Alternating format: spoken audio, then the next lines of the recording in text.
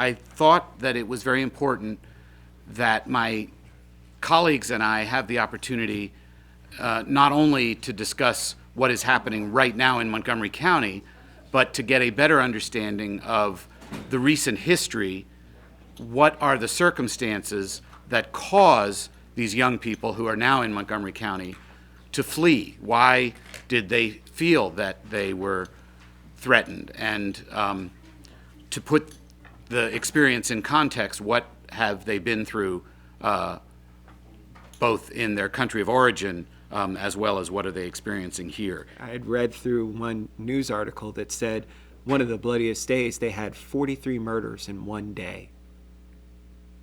If we think about that in context, and we're upset when we get, one or two murders in a day, and all of a sudden we have a huge police presence and we have folks meeting to discuss what can we do to stop this violence.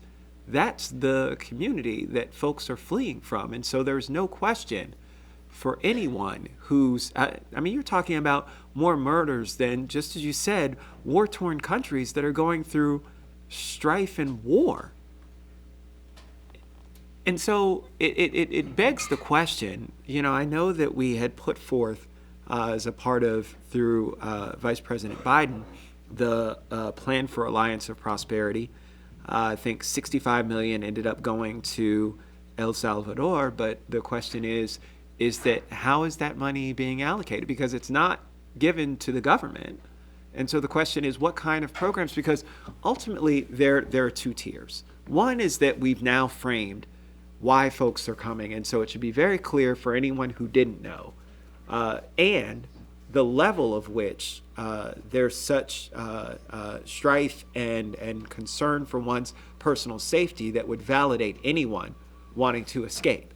If you had any city in America to where you even had a quarter of the level of crime that these folks are experiencing, you wouldn't have anybody who would live there.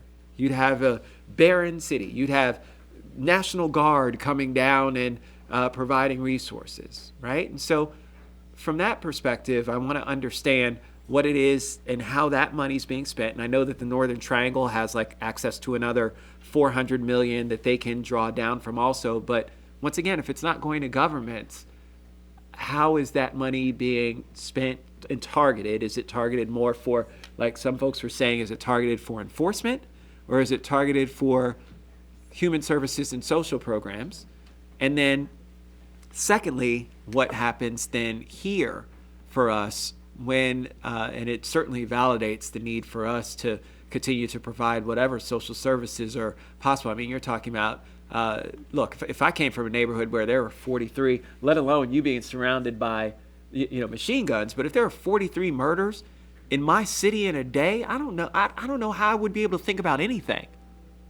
And I, as a parent, as a child growing up there, I would fear the level of PTSD and any kinds of other things for anyone coming from there, even if it didn't happen in your neighborhood, but you know that it could happen, is just striking to me. And I know it's a lot, but I just wanted to kind of get your thoughts on those two parts, because there's the part in El Salvador that we have to do, right, which I think is a responsibility. Look, we respond, and I apologize, we respond all across the world to issues to where we see things that are being done to people and communities.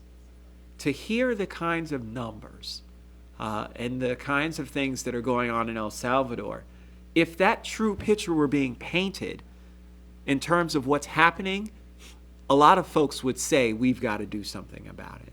And I see money is one part of it, but I think that there's a lot more that can be done also. In terms of the relationship between gang activity and recruitment in Montgomery County schools, I would say that the best approach is to identify students who are most at risk, who are failing academically, who have difficulties at home either because of domestic abuse or an absence of